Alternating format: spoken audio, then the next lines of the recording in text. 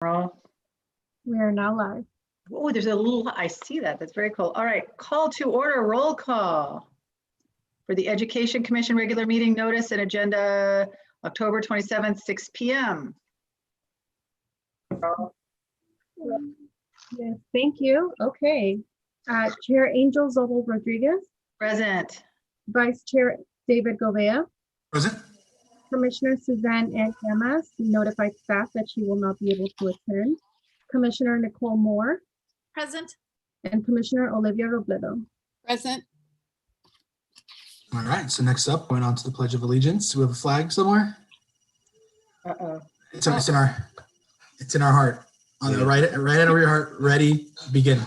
I pledge allegiance to the flag of the United States of America and to the republic for which it stands, one nation, under God, indivisible, with liberty and justice for all. All right. Thank you.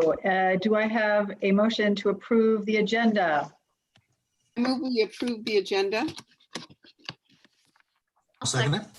Or Nicole seconds. Okay. All right, roll call, vote. Commissioner Olivia Robledo, Yes. Commissioner Nicole Moore, Yes. Commissioner Suzanne Ann Camas is absent, Vice Chair David Govea, Yes, approve it. and Chair Angel Zobel Rodriguez. Yes. Right, we are sailing through public statements, written and oral. Cynthia, I hear we have one. Yes, we actually have several today. So as a reminder, the comments were submitted by email to cityclerk@sfcity.org by the deadline of 5 o'clock today. And comments submitted via YouTube Live will not be read into the record. So the first public statement comes from Vice Mayor Hector A. Pacheco. Thank you to the Education Commission for the great work you do. I'd first like to thank you for your hard work on behalf of our young folks. Our students are so important to the future of San Fernando and to the future of our country. Our city staff has worked hard behind the scenes with many San Fernando's businesses, exploring shared goals and actionable policy for all of our community, for all of our residents, especially our young people. I am especially excited to welcome Tesla to our local community as we are both believers in a cleaner planet achieved through technological innovation. I hope through the good work of the city staff and the Education Commission, we can explore mentoring and internship opportunities to help job seekers gain access to Tesla's technical training programs. Let's also work with our local community colleges to welcome and to bring awareness on clean jobs of tomorrow like these. We hope to see our students someday with careers in math, science, technology to bring out a better future in our planet. Thank you, and we look forward to continuing to collaborate together for opportunities for young people. Sincerely, your Vice Mayor, Hector A. Pacheco. Thank you. The second comment out of the third comes from Eduardo Solorzano, the Community of Schools Administrator here for this district.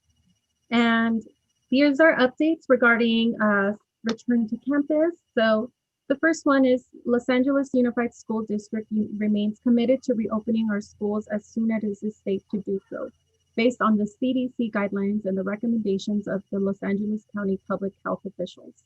In preparation for that, it is the only district that is providing a unique program to test employees and families for COVID. Families are encouraged to make an appointment for a COVID test for any student and their family members. The test is painless and quick.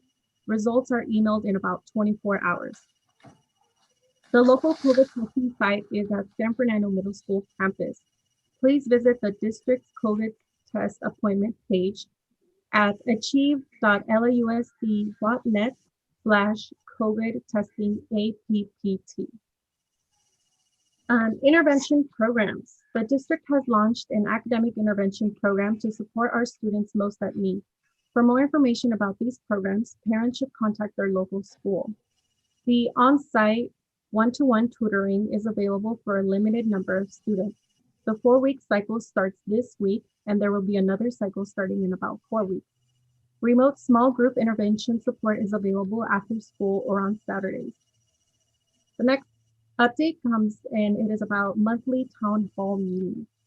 The San Fernando Silmar Community of Schools will host a virtual town hall meeting on November 12th at 3:30 to cover the following topics: return to campus update, COVID testing for students and staff, tutoring and intervention programs, and special education update. The Zoom meeting ID is 837-1425-3787. The password is 805082. And I will be emailing this information just in case you get all of that down. The next update is about grab and go update. The San Fernando High School continues to serve our community. And the last one is a flu shot clinic. The San Fernando Middle School campus held a free flu shot clinic, and there is a tentative flu shot clinic scheduled for November 19th, 2020. We will share the details on our website and on our social media once the event is finalized. And the last public comment comes from Councilmember Mary Mendoza, and she sends a message. She just wants to say hello and give a warm welcome to Mission College President Monty E. Perez. And she says that she will be tuning in via YouTube Live today. That concludes public comment for tonight's meeting. Okay, thank you. That moves us to presentations. And I have the honor of introducing Boys and Girls Club of San Fernando Valley, Michael Long. But I feel like, David, if you have anything you want to say before Michael makes his presentation, go ahead. No, I'm so honored to be working with him. I've known Mike for years, and I know he has had a dedication to education and the students of the Northeast San Fernando Valley pretty much his entire professional adult life. Even, while working, as a college student, he was still active and trying to make things better. So I'm just so proud to see his trajectory and see where he's at, and to see, the programs that he's doing and the organization he's running, and excited to work alongside with him in whatever capacity I can. So welcome to the Education Commission. This is what I'm doing, and I'm excited to hear what you got going on right now too. Yeah, thank you. Thank you all very much. First off, a little bit about me. I'm born and bred Northeast San Fernando Valley. Went to San Fernando. I was actually San Fernando Junior High. It was my 9th grade year. The name switched to middle school, and my year was the last 9th grade year. So I care a lot about this community, a lot. And even though I live in Silmar, city of San Fernando is still central.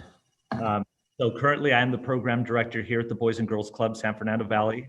I wear a few different hats. I'm also with the Pacoima Community Action Team with the American Red Cross. I think San Fernando has its own action team at this point, so we have that. And I'm also with Battalion 12 CERT, Community Emergency Response.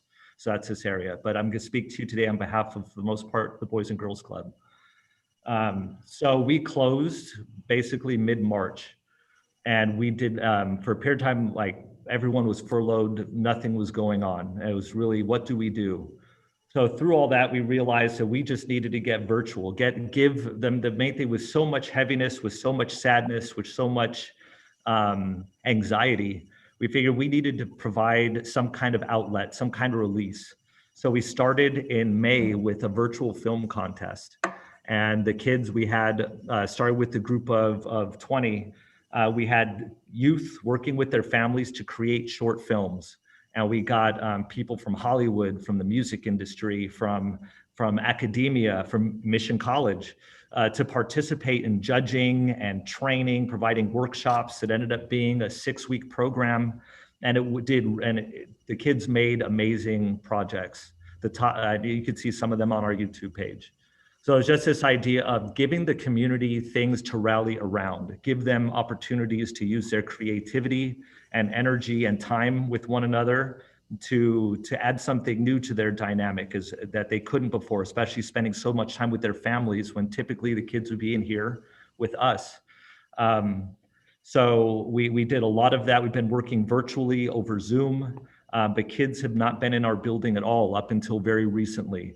So in August, and just to get a sense of where I work or how I work, in my mindset, we need to be the example for how things are done right.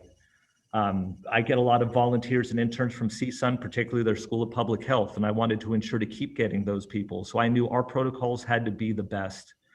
So understanding our community, the first thing we did was assemble a coalition from LA County Public Health, mental health, another group called the Valley Community Conservation Community Care Consortium, and we decided we needed to talk to teens, and we needed to educate teens. We needed to empower them.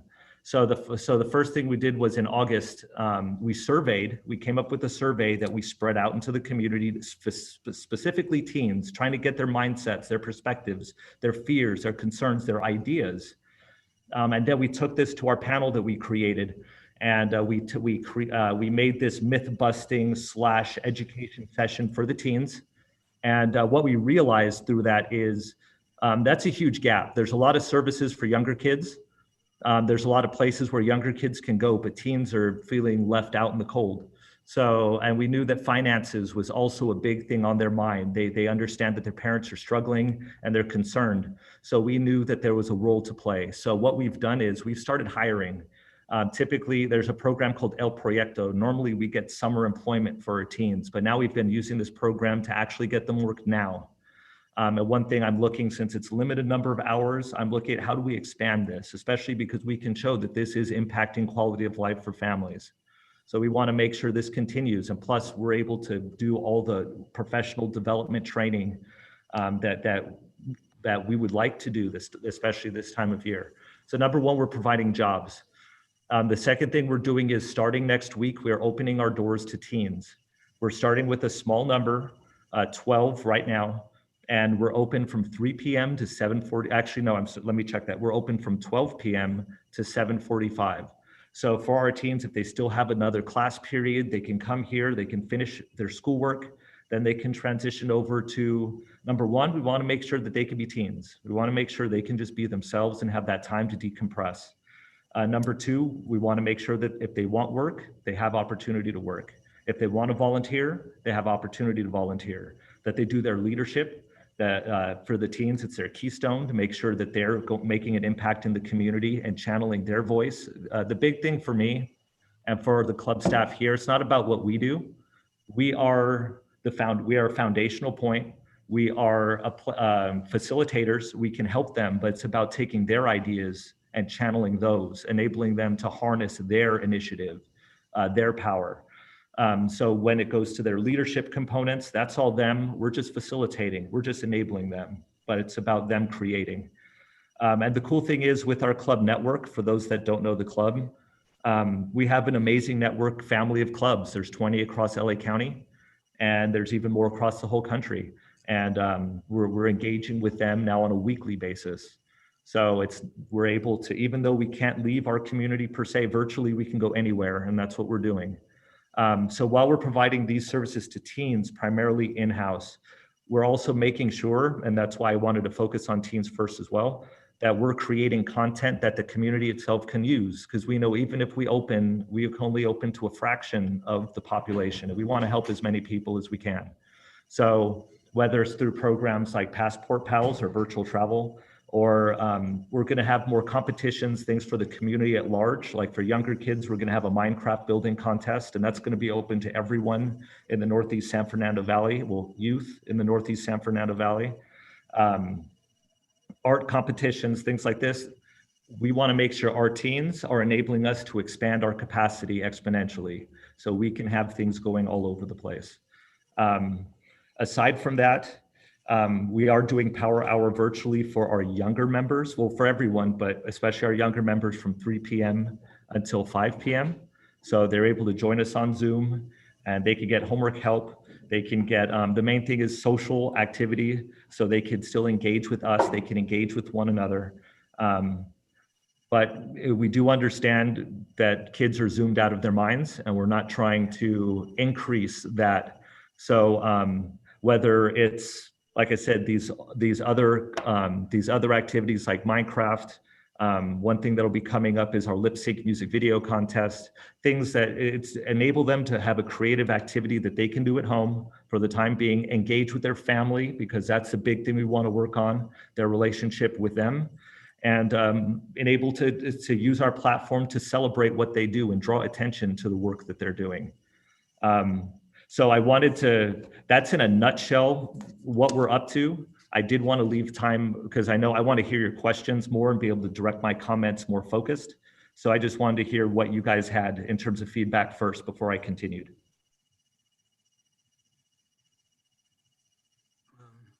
No, I'll start.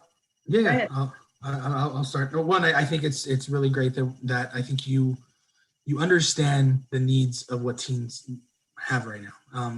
The reality is they are craving sociability. They're craving opportunities to network and be around each other. And I'm glad that the program is making efforts to doing that, even if it's at a really limited and smaller capacity. Because I think a lot of us are looking at ways that we can still kind of give them what they need. So you also mentioned the importance of like mental health support and things like that, which I'm seeing firsthand. Like, you know, the kids seem like they're holding it together, but you feel the kind of tension, even in the Zoom rooms, like there's just pressure of like not knowing what's going to be, right? The anxiety of not being able to know when you take one step forward, the ground's going to be beneath your feet. So I appreciate your understanding of that and your, you know, working towards supporting students in that capacity. So thank you.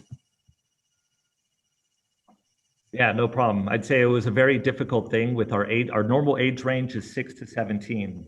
And it's like, well, how do we serve? We knew we can't do everything. So it's like we had to say with our staffing, with our means, where could we really make the most impact? And like I said, the more we found out of getting inside the teen perspective, the more we knew that that's the place where we had to start. So we're really looking forward with our COVID, where they're working closely with our COVID campaign, with our social justice campaign. We're working on these topics, and we're working in terms of 1 year. We're tracking in terms of 1 year from now, where are we at? What impact have we made? So we're thinking long-term and strategically. We have a great group of partners. Whether CSUN has always been amazing, but in terms of the health-wise, LA County Public Health, mental health have been amazing. So we're looking forward to seeing where that goes. I know in terms of flu shots, we're also going to be providing flu shots here in December. So we're just finalizing the date, but it looks like the first week in December. And we know that understanding our community, there's disconnects. So we want to make sure that people have as much access to tangible information as possible, which is why we go to LA County Public Health and SPA 2. Like we had Dr. Alvarez in talking to our teens directly. And that was a great thing for them to be able to put a face and someone here who's with us, not from somewhere else. And we want to do that more so with the community as a whole, because we know that in order for us we want to open our doors again. We want to have kids come in, but we know that that can't happen. I refuse to be a vector for disease transmission.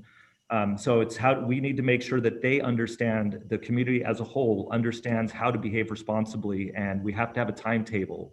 So that's why one of our campaigns, it's the 8 weeks to freedom. It's not freedom, we know it's not freedom, but it's a path. So this is what we want our teens doing. We're mobilizing them to if we can get the teens to say, we're gonna stand up for ourselves, we're gonna demonstrate what's right, then let the adults, at least they know the youngers will follow the teens. It's up to the adults to start doing our job. But really my focus on the teens is, this is your future. I'm an adult already. It's their future, it's their time, and they actually have the voice to be able to speak for the younger ones who don't yet have it. So that goes into that actually goes into a PSA that we're putting together. You'll see some of our marketing, some of the things that we're putting together being released over time. And then these things I'm saying, you're like, I remember when you said that, now it makes sense. So yeah, we're open to work with everybody. So if you have, you know, anything that you'd like to do with us, David, I know you've worked with us in terms of Youth of the Year in the past. So there's ways we've intersected, but I'd love to do more with you. One thing that I do want to bring up, because this affected my, like I said, I'm with the Red Cross, I'm with CERT, I'm with the club. So disaster prep has always been a huge thing for me. And through the club, we actually brought it here. So our teens, many of our teens are CERT trained. And that was one of my goals, to get at each of the high schools, CERT trained teens. They could have a teacher advisor, so they knew if something happened at their school, they're ready to go. But with that said, one thing that they've done in Antelope Valley, I believe it's Antelope Valley, is they've brought the Red Cross Prepare You curriculum and enabled the kids to get school credit for their training. And that's something that I very much wish that LAUSD, that others would do, because this is valuable life skills, tangible information that they should get credit for. So that's something that I'll advocate, whether as a club staff or as a Red Crosser, whatever it is. but just so you're seeing where we're coming from in terms of training our young people and getting them ready for the future in front of them. It's really a broad approach. I was in the Marines, and so it's like I see this club kind of as our training facility. So it's about getting them as much access as possible. Let's see. In terms of anything coming up, I know I sent you guys the newsletter that's going out every 2 weeks. So I can make sure that you guys get copies of that, and then it gets spread through your network. So yeah, if you have any other comments, questions, concerns, I'm here. I have a question. Sure. I was going to ask you, what is the breakdown of ethnicity of the members that attend or take? We're very diverse. So I don't have numbers right in front of me, but I can tell you we're most diverse, more diverse than the school campuses, like the public school campuses around. We have a great mix of youth, Pakistan, Armenia, Central America, of course, a lot of Central American, Mexico, African American. We have a good mix. We have a nice eclectic mix.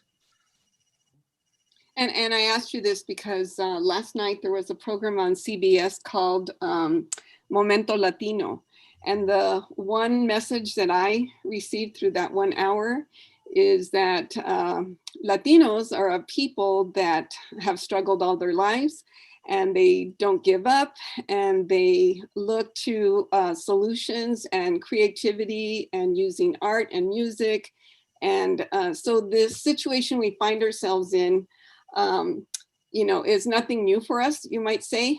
And so I just loved the way they incorporated that thought of when we have hard times, it's the time to look for new ways to do things and to find our character. And we have so much in our ancestry and our heritage that gives us examples of struggling people surviving, and not only that, but surpassing expectations. And so I just loved that message. So I think that our young people, when we are talking to them about this tough time we're going through, we need to build them up and tell them, we've done this and we've done much more, and we're going to do more, that kind of idea. Absolutely.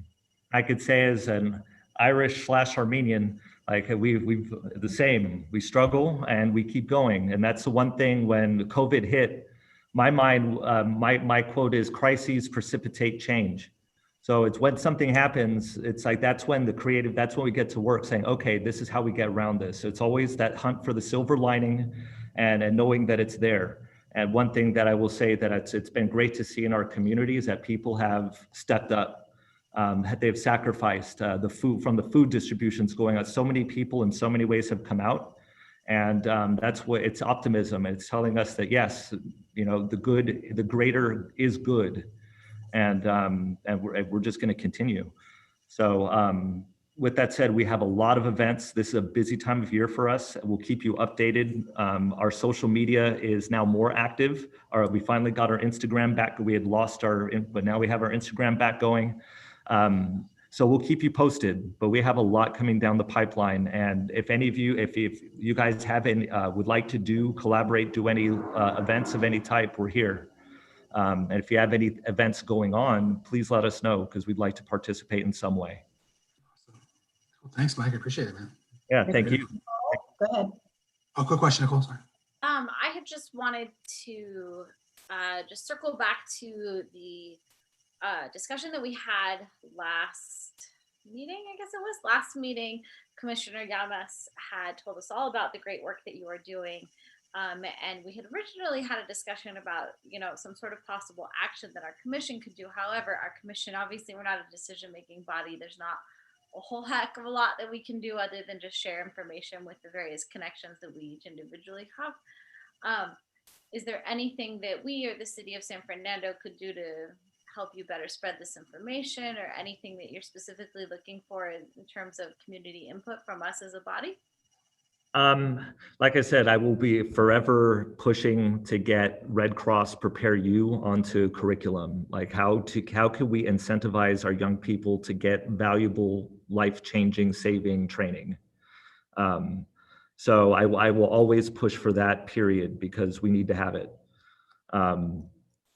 In terms of everything else, I'm sure we'll have more, but I will always, that will be the first one that I will always push. If we can do that, that'll be a huge win.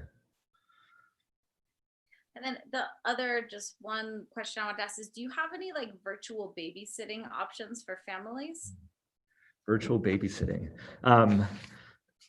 No, I mean, no, in terms of power. So if you, once 3 o'clock hits, some might think power hour is, and that's fine because we want them to have fun, and they do. So if you put your child on with us and they're with us for 2-3 hours, then that's fine. Then, you know, you're good and you know it's safe.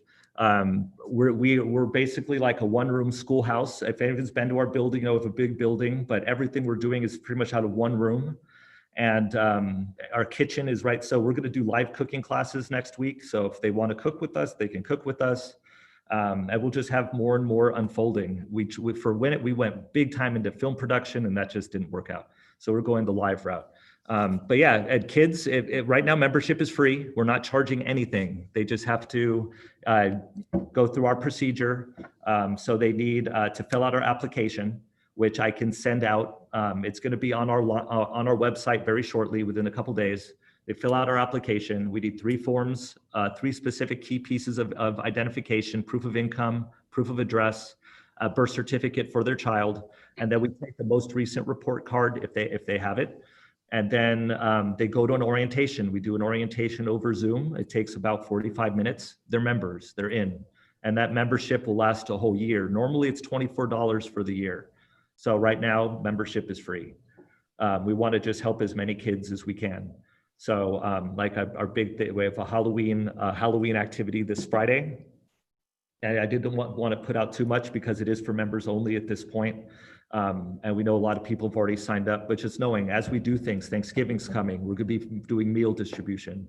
Christmas is coming. We always have toy distributions and things for families. So if people want to join in these things, then they should sign up. Thank you. It definitely sounds like you gave us a lot of ideas to think about, and make sure you have our contact information. So if there's anything that you want to make sure that we know about, we can find ways to share. I know that when the form went out before the meeting, one of the schools that I sent the information on the meeting to, one of the kids reached back out and said there was an error on the form, and I was the one that sent the error on the form to you for the survey before the town hall. And it was fantastic to see kids motivated and empowered in this way, because we all know that this is not normal and it won't be normal for a long time, but we're trying to do what we can. So definitely make sure that if you have events coming up, one of the local libraries sends monthly information about things. I love the idea of cooking because, you know, one of the things that, you know, cooking at home is cheaper than eating out, and isn't it awesome that kids learn how to actually do that? So thank you so much. Thank you. Are we ready to move on? Everybody's asked. Okay. The second presentation, Olivia, I'm going to let you introduce. Okay, that's fine. This evening, we are pleased to welcome to our meeting Dr. Monte Perez, President of the Los Angeles Mission College. And I'd like to share a few things about him. I'll start by saying that Dr. Perez attended Garfield High School, went to Cal State LA, and attended USC. He has tremendous amount of experience in college and university settings as a researcher, an analyst, a professor, an administrator, and an advocate for students. In May of 2011, Dr. Perez assumed the presidency of Los Angeles Mission College. And in the words of Irene Tovar, one of our most respected community leaders, he has greatly contributed to our community by revitalizing that college. Dr. Perez serves on a national board of governors for the Hispanic Association of Colleges and Universities and was appointed as a trustee to the Los Angeles County Board of Education by Sheila Q. I present to you Dr. Monte E. Perez. Thank you, Olivia, and thank you for the invitation. It's indeed a pleasure and exhilarating to be with the Education Commission tonight, all of you. I looked forward to this meeting, and I asked Ms. Robledo to set it up because I wanted to make sure that I reached out, give you a report of where the college is going, but also more importantly, how we can continue to serve our youth and adults in Northeast San Fernando, in particular San Fernando itself, Pacoima, and all the cities that we support. Irene is a tremendous advocate for LA Mission. LA Mission College was established because of community advocacy. We're the 9th college, the youngest of the 9 LA Community College District colleges. And we started in '75 as satellites, 5 satellites, and Valley College was our accreditation support. And then we got our accreditation and moved forward and finally landed in one site in Sylmar in 1992. And it's been just a whirlwind of growth and development. We are considered one of the smaller colleges, having a head count of 10, 11,000 students. However, our footprint is really growing. And I've been blessed to be the president since 2011 and seeing tremendous growth and tremendous support of our community and our students while I've been there. When I arrived, it was primarily a transfer institution, didn't have a lot of workforce programs. And over the last 9.5 years, we've developed a very strong STEM program, allied health programs, pharmacy tech, biotech, and doing a lot more work in computer engineering and computer science. So we've developed more of a breadth of support for our community. So I heard you talk about workforce. That's a big issue, a big priority for LA Mission College. And we, over the last 5 years, community colleges have evolved as being a leader in workforce because we're the engineers, we're the workhorse, if you will, of the future workforce in terms of jobs, viable jobs that pay well. And so we encourage our students to get their baccalaureates and go to graduate school, but we also encourage them to think about associate arts and certificates that could get them good paying jobs now. And so we are facing this pandemic. We have been online now since March, and overnight I went from 36% online to 99% online last spring. Because of the pandemic. We've had faculty that have done tremendous work on learning how to teach online and remote and video and Zoom and all the different platforms to ensure that our students get their degrees and meet their goals and continue on their education. It's been a great challenge. Our students are, as Michael Long said, they're zoomed out, they're tired. It's very difficult, but we encourage them through a lot of counseling support and support systems that we offer online, personal touch by phone calls and emails and chat rooms, and finding all kinds of platforms to encourage them, to support them, to mentor them through this difficult period. Our students, parents and guardians, a lot of them lost their jobs, so they're hurting. They're hurting in terms of finances. Our recent report of not making the rent, 59% of our students reported they can't make rent with their families. So they have to work. So a lot of them are working and going to school. And as Olivia said, they're not giving up. they want to finish their education, but they have their priorities in terms of ensuring that the income comes into their household and they can help their siblings as well. Many of our students are older, helping their younger brothers and sisters do their Zoom classes in K-12. And so, there's a lot on their plate. Given that, we've reformatted our offerings in a way that's very flexible. We've talked about flexibility online. And so we've encouraged our faculty, you can't have what they call synchronous, meaning you have to show up at a certain time on Zoom or on the online course.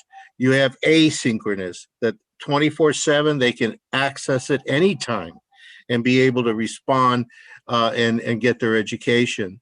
So we moved quite a bit in that direction. We're also doing a lot of late start classes, short-term classes, 4 weeks, 8 weeks, 10 weeks, 12 weeks, to ensure that if they don't make it, say, in the beginning of the fall semester, they can come in later in October, which started this past week, the second 8-week. And so we're doing that kind of flexibility for them and support so they can finish their education. We have tremendous support from the district and the private sector as well as the state of California with regard to the Promise program. This is guaranteed free education. You don't have to pay tuition and fees for the first 2 years if you take a full load, which is 12 units. And then we support you with tablets and laptops that are free. We give them to you. And so this past year, since March, the district has given out 14,000 laptops. We have given out 4,000, and we still have more in inventory for new students. The other issue we're facing, as we all are, is broadband connectivity, Wi-Fi. So as of yesterday, I've approved Wi-Fi in our parking structure, so students can drive into our parking structure and access the Wi-Fi. So we're going to be offering that to our students. We have the highest YouTube hits of the 9 colleges. Our students are following us through YouTube, and we put out a lot of content for them about a lot of different things that are going on in the community. And so that's why I'm very happy to be with you tonight and to hear Michael Long talk about Boys and Girls Club, and love to partner with you, Michael, and see how LA Mission can be supportive to your food programs, since we have culinary arts, and we are giving Zoom lessons on cooking right now for faculty and students, just to get out of the Zoom world and have some fun and cook some holiday meals. So we're offering that. But also the media, multimedia, and Curtis Stage is our chair of our arts media performance. We have students who are trained in digital media as well as other media formats, video. That I'd love to work with you on, working with your young people on that area, which is very needed. So we are finding ourselves in a situation where, and I can I can share the screen now, I think. And let me go to my settings here, and let's see. We are okay. The share screen. There we go. There we go.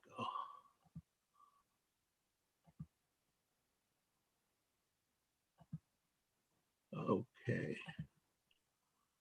Let's see. I did this before and now it's not working. Let me see. Share.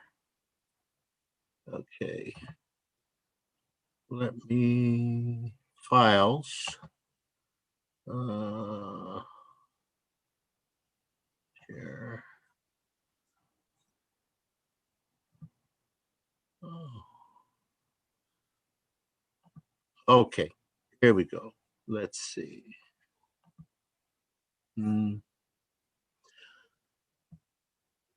I apologize. I thought I had it ready to go and I don't.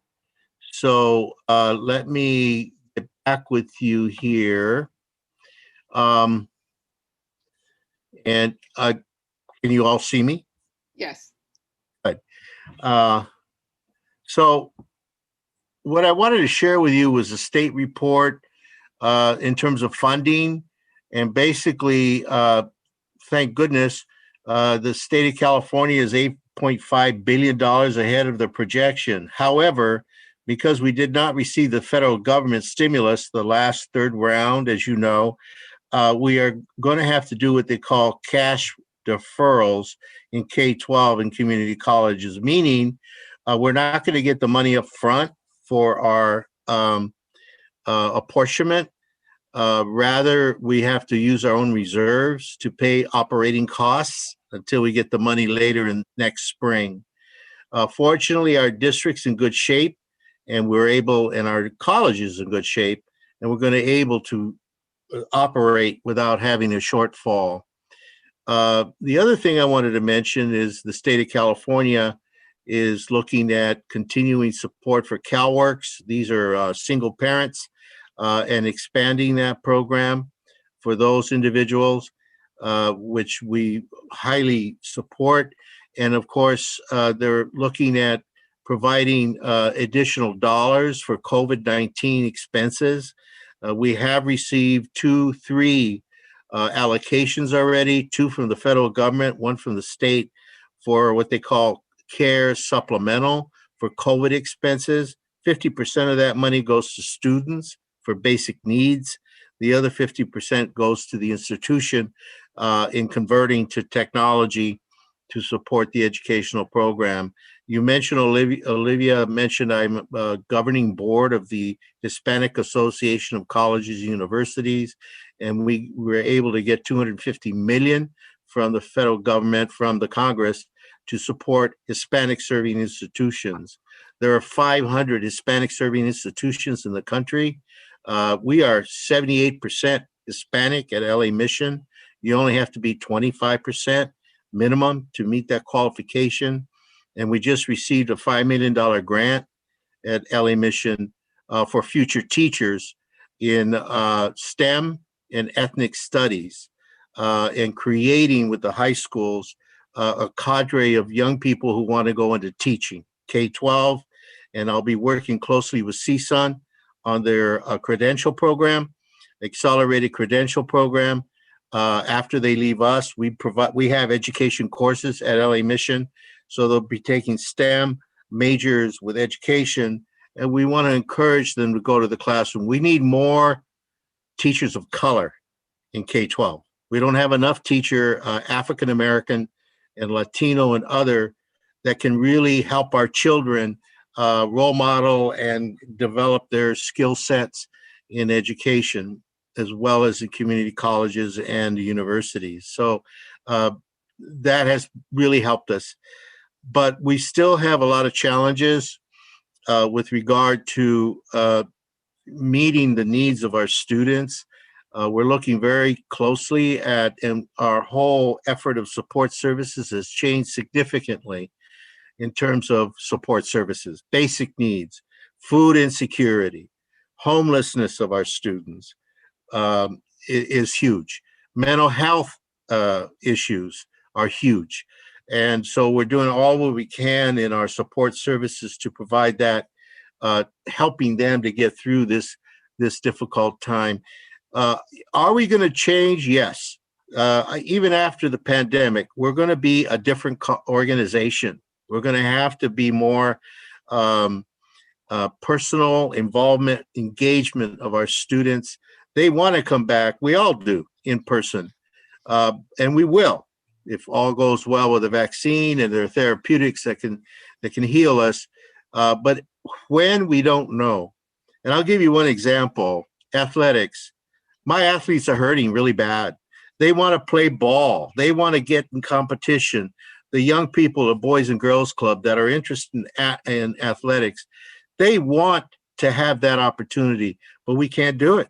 We don't have the protocol set or the funding set to ensure that our athletes can be safe on the field. So that's just one example. Theater arts is another one. We would love to have our theater arts program really expand, but we can't. We can't be in the room together and do rehearsals. So those are the pains that they're going through. And then finally, I'll end with this. Social justice has become a huge issue for our young people. They want to see race, equity, and social justice in their lifetime. And you mentioned I went to Garfield, and I witnessed a lot of injustice when I was a young man growing up in East Los Angeles and fighting the fight.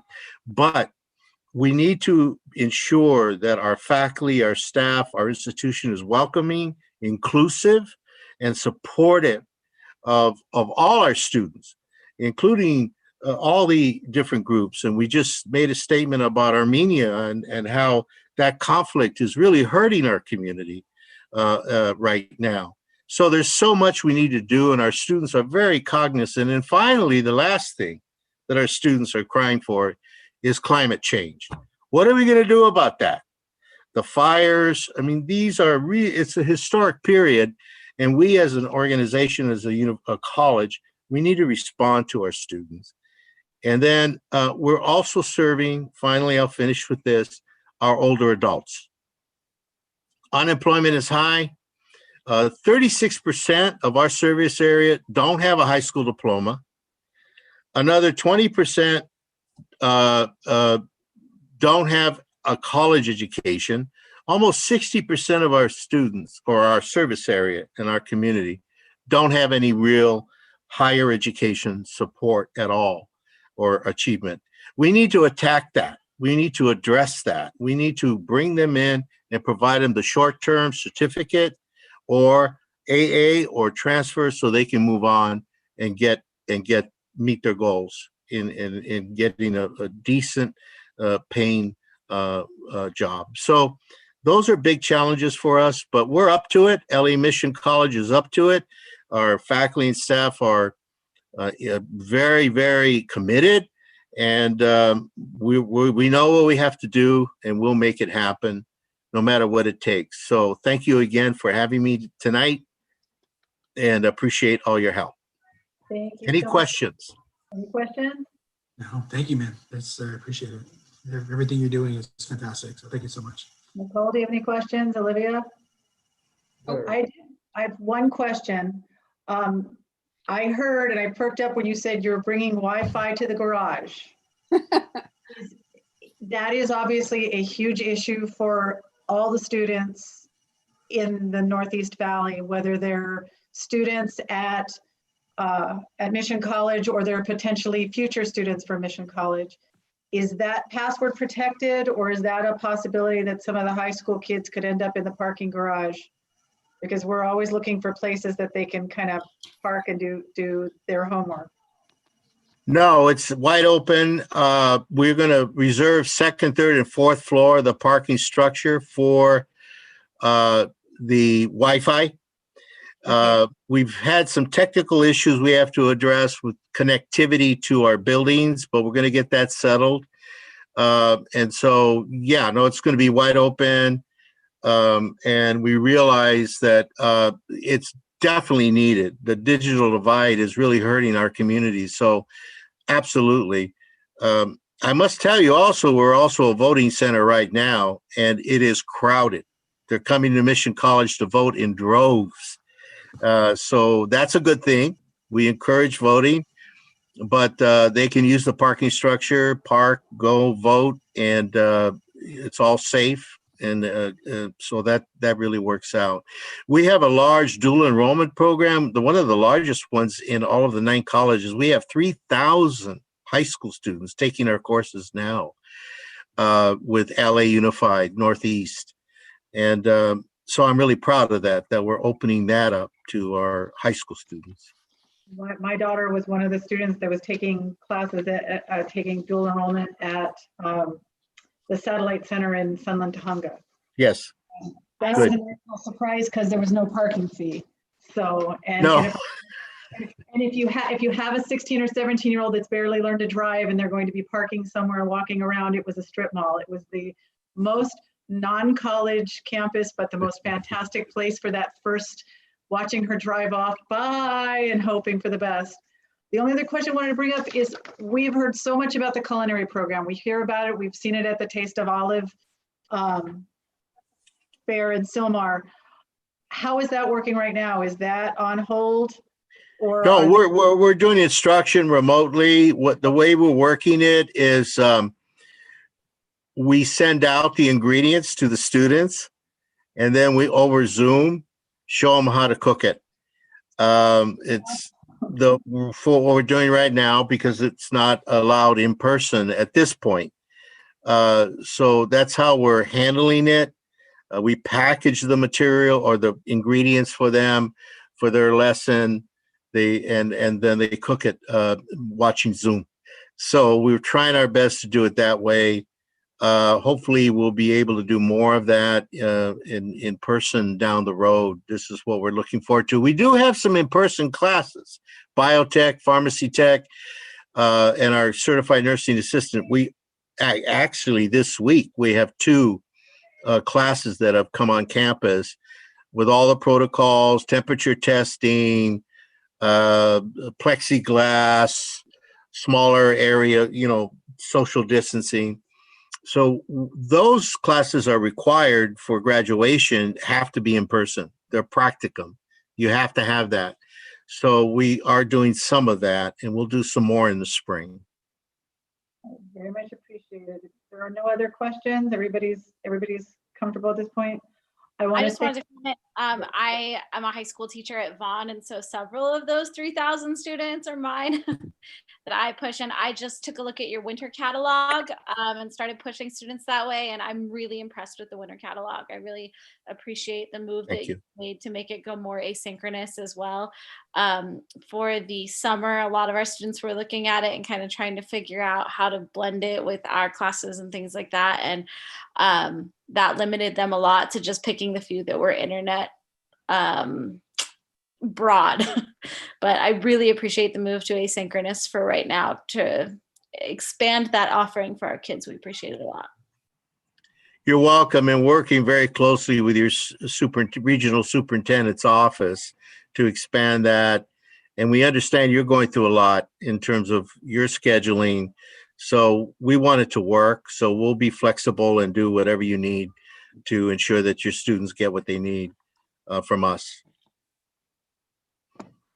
Thank you both, Michael and Monte. We are very, very grateful for you to come this evening and give up time during the Dodger game. So I can hear it in the other room. I keep muting. I don't know that it's going well, but I'll find out later. Yeah, real quick, Monty, I did leave a message for you in the chat. So my email address is there, and I'm definitely looking forward to collaborating. Oh, I see it. Very good, Michael. I'll be in touch. All right. You guys direct asks in the future, make sure you let us know so that we know how we can best support both of you. Okay. Yeah, thank you. Thank you so Fantastic. much. Thank you guys very much. You're free to hang out if you want. Otherwise, have a fantastic evening. Dodgers. Oh, Dodgers, yeah. we know where that needs to be. Thanks, Olivia, and thank you all. Bye-bye. Thank you guys. Next, coming up, commission matters. Request to approve meeting minutes of September 29th and August 25th. I know that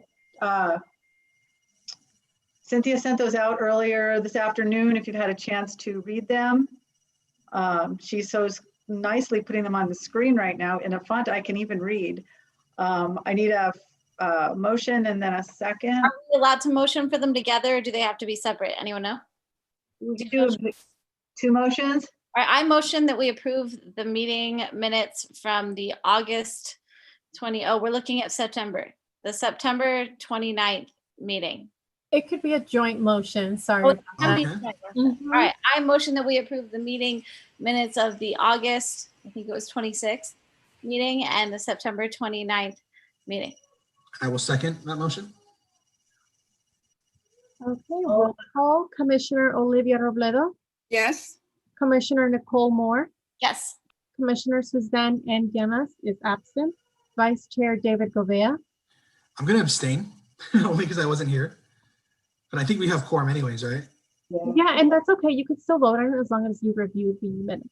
I reviewed them. So yeah, okay, we're good then. That's, yes. So yes, thank you. And then Chair Angel Zobo Rodriguez. Yes, thank you. Awesome. And so now we're on to number 2. Okay. Yeah, we'll present. So unfortunately, I don't know if there was a miscommunication, but we received an email from our teacher spotlight winner last month, Mr. Foley, in regards to a community blood drive, and he messaged Commissioner Moore and myself in regards to working with the Chavez Academies, specifically ACE, and setting up a community blood drive. So what's happening right now is there is a huge blood shortage. I as someone who coordinates blood drives at our school, the high school systems are like a huge support system for all of our local blood banks. Red Cross, UCLA, all the other local hospitals. And so because the schools are not in campus, they're really hurting. And so what he did was he messaged to see if the city of San Fernando would be willing to work together along with UCLA to coordinate a community blood drive. The idea immediately sounded exciting because I think it's something that we can do relatively easily. And Councilmember Ballin also expressed interest as well.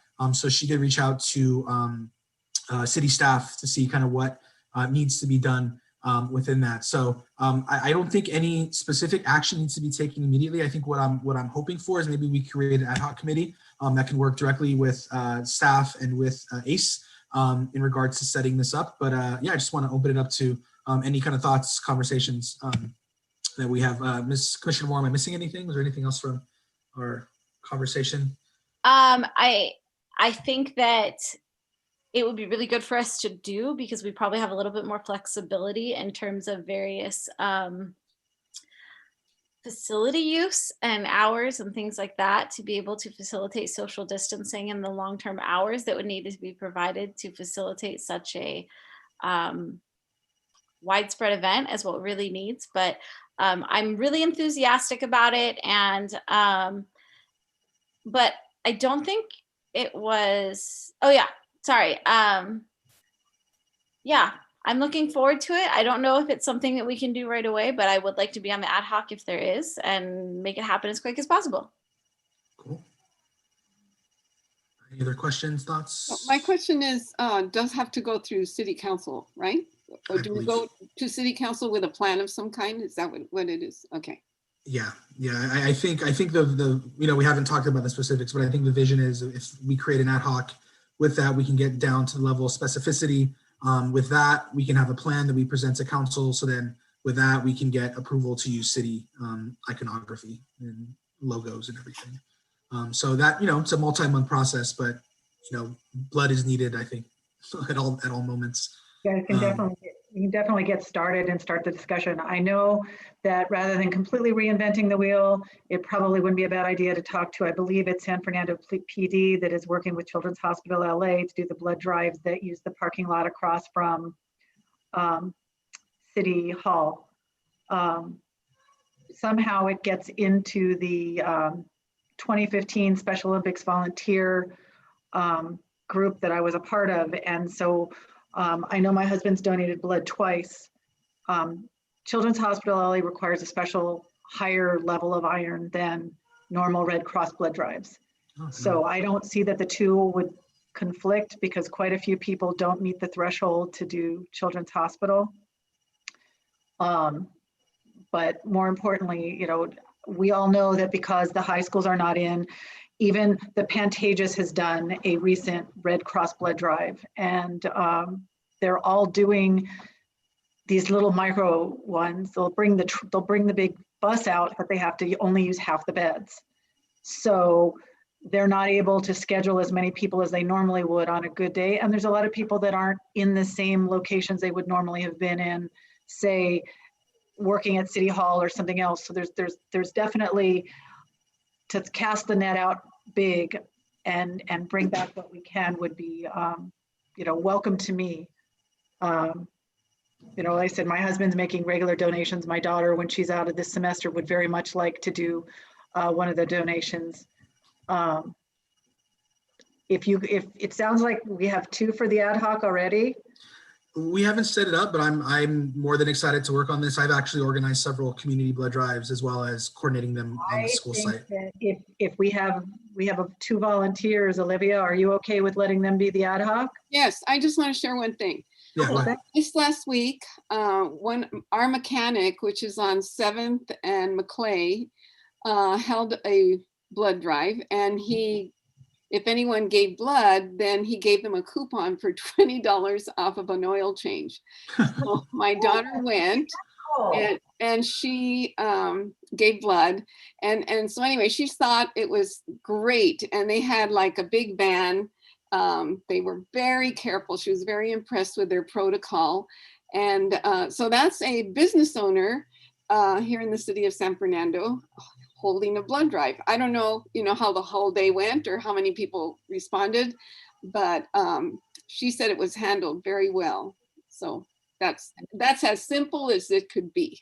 Right. Knowing that they are going into their most difficult season to get blood anyway, anything we can do to move it forward and partner with LAUSD, with the city, with other schools, because the kids are all home. Quite a few of them are off by mid-afternoon. There'd be quite a few people that could definitely participate.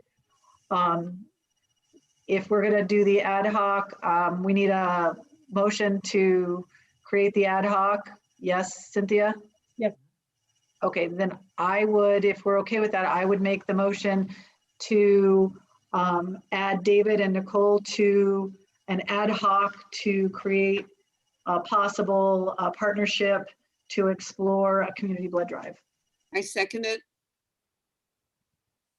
Commissioner Olivia Robledo, Yes. Commissioner Nicole Moore, Yes. Commissioner Suzanne N. Llamas is absent, Vice Chair David Gouveia, Yes. and Chair Angel Zobel Rodriguez. Absolutely. Cool. We All are right, guys. moving. We'll update you and what we find out and the progress. Very, very exciting. That's kind of a cool thing. And we keep saying we don't have enough bandwidth and we don't have enough, but this might be something that if we just put the pieces together and hold everybody's hands and get them in the right place, we could make a very big difference. Very exciting. Now we're going to get to see how good or how not good my Zoom skills are, because I think I get to share my screen next. Yes, Cynthia? Is this where we're going to do the discussion? Yeah, the discussion regarding the 2020-2021 scholarship process, applications, awards, and the ceremony. So, do you want to show them the budget first, or how do we want to start with this? Okay, let's start with the budget. That way I get to stall my my bad skills that are going to be used, but go ahead. Do you want me to show the budget, or are you going to show them? Am I showing the budget? I got it, yeah. Sorry, I Okay. just had to pop it open in my. Okay, all right. I can't tell if you're looking at your screen or you're looking at me like, what are you? Can you all see this? It's extremely There we tiny. Let me make it as big as I can. My So we old, received, that is beautiful. about that. There, That's good. That's good? That's Okay. that is fantastic. So we received notification from Republic Services that they will be participating again in the scholarship program for the 2020-2021 round. I have included them to their own little row. So they'll be donating $1,000 again. We have $550 with the Elias Rodriguez Memorial Scholarship Funds, and then the remaining funds that are the ICFA funds, Chair Zobel Rodriguez's stipend donation, and the $500 from the birthday campaign for the Why Not You scholarship. So that brings it to a total of $6,000. Oh, can't see that. $375 in total for all scholarships that are the monies that are available right now. Okay. I don't know that we're going to get through all of it tonight, but let's see what we can, kind of parse through and try to determine. I have not heard from the vice mayor on, he reported back on the Tesla information, and that is super exciting. But I had asked also if he could update us on his scholarships. So that will remain up in the air for now. It certainly would be, you know, helpful if we had a few other scholarships out there. Do we know with Republic if Republic is going to keep the same topics, or we don't know that yet at this point? They're open to changing the scholarship topic. So if the Education Commission has a scholarship prompt in mind, we could definitely submit it to them for review and approval. Okay, I mean, I don't have a problem with their topics. I just don't want to be surprised if they were going to change. Does anybody have any opinions on the Republic prompts? I think we should change all the topics a little bit, because I don't think we should have students entering the same essays. How does that even happen? Well, Republic, they can't because it's only seniors. Yeah, Republic is easy because they have to be graduating seniors. So the only students that can apply are 12th graders. Yeah, I still think we should tweak them. They shouldn't be the same. Okay. I mean, they can, you know, it might be a Cesar Chavez thing, but I mean, there's a lot of ways of and a lot of them are, my understanding of the Republic ones is most of the Republic ones kind of have a recycling or a like a recycling theme or a theme to get people to think about either advocacy or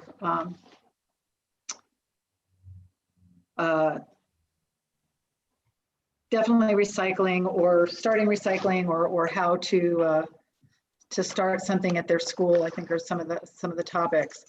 Until we see their topics or they want to do their topics, backdating that we want these out by December 1st, we have the month of November. So I'm starting to anticipate that we may end up with a special meeting sometime in November to make sure that we hammer everything out before the end of the month. We can ad hoc some of this but I have a feeling we're going to have a secondary meeting. I know the part that I get to share are the topics. David, do you have any opinions on the Why Not You is just one general topic? Correct. Do you have off the top of your head? No. The purpose of the Why Not You was really to highlight the students that may not have saw themselves in this kind of path to success, and really just give them the opportunity to highlight and kind of floss on what they've been doing. And, you know, although they may have not had the traditional route to success, there's still opportunities for them. So I think the question kind of encapsulated that pretty well. Based on the results that we got, I felt like it was consistent. So I don't see a need to change that. You know, in terms of the other ones, yeah, if we want to update maybe one or two to make it, you know, understanding to kind of the environment we're in, I think we might get some really kind of impassioned responses to that. But at the same time, I don't want to lose the identity of kind of what these scholarships were, you know, where they were born out of. Right now we have the Republic $1,000, and in the past they were not. They want to keep it as a $1,000 scholarship, and that's fine. Right now the budget for Why Not You is $500. That could conceivably be $2. It might end up being $3, depending on what other money we were able to allocate. I guess we're going to see how bad I am at Zoom, because if I try to share my screen now, I believe I've got the essay prompts. So I would like to make an adjustment to the Elias Rodriguez Memorial one if possible. I'll let you do them first, but that's the only one that I saw that I was like, yeah. I do have one in there. We talked, okay, host disabled participant screening share. So do I need to wait a second because I'm just too overly eager to show how bad I'm going to be at this? There. Okay, let's try again. All right, and then I'm supposed to go screen. Let's try this one. Okay. It's cute. Select this, and then I go. Yay. Oh my God, I think I did it. This is terrifying. Look at this. Oh, don't go up there. No. This one. This is the prompts. I found it. All right. These are the prompts. The first one is Gabriel, and right now there are 4. I was completely okay with these. I think we've tweaked them a little bit. I know we worked hard to get the mental health one in there last year, and I think it is as positive as we can make it. If anybody has any comments or questions about the 4 for Gabriel.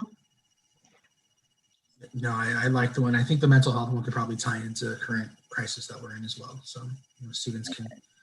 Anybody else have any comments, questions? Right now we have 4 prompts. Doesn't mean as we go down, we don't switch them around. Gabriel's we do get some with the social justice. We get quite a few of the cultural. This number 2 we get, but they seem to be very strong. 2 and 3, I guess we get a lot of, and this 4th one we've only seen, we've only had this last year. The next one is Elias, and what positive improvement would you implement at your school? That's the one I want to see go. Okay. I just don't, so I've read a lot of survey results because I'm in a leadership position at my school. And I'm very tired of kids complaining about distance learning when there's nothing we can do about it. That's a very valid point. So I really don't want to see, like, I just feel like if we include that one this year, it's going to be like, I would bring kids back to school because this is dumb. Or, I mean, I'm sure they'd say it in a more justified way than that, but I just don't want this to get political either. And I feel like it's become very political. We learned the hard way. There was a question about success that I thought they would all talk about incredible things, and they all wanted to be the next YouTube star. So we did make that one go away, because as much as I know that when they get older, their definition of success was different. I couldn't read another famous person success because it was literally banging heads. So I like the possible prompt that I think you put on the bottom about the silver lining. Completely needs to be wordsmithed, and I need your help because I don't ever want to hear safer at home. There's certain words that after we get out of this, I never want to hear safer at home.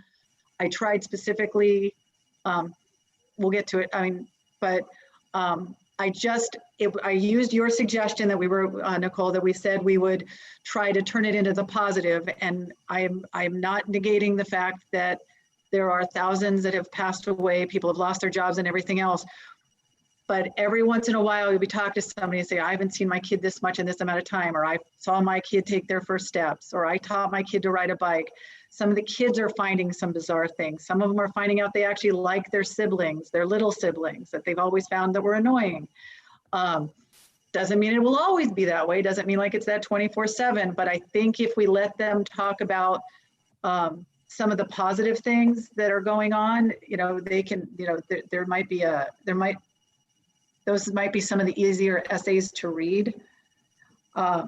Even though, like, also there are a lot of kids that are just like hate distance learning. One of the trends that a lot of teachers that I work with are seeing is so typically at high schools, you see like a bell curve in most classes. Like the average teacher has like a lot of C's, handful of B's and D's, very few A's and F's. And a lot of us are seeing a reverse bell curve.